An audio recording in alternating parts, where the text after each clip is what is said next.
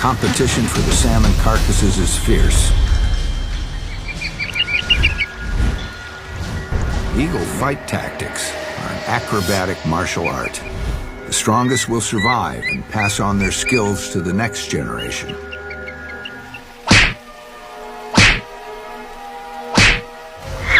A female bear arrives, cubs in tow. She heads upstream to a place she knows well. Now, she does something bears rarely do. She leaves her cubs and sets out into the deepest part of the river.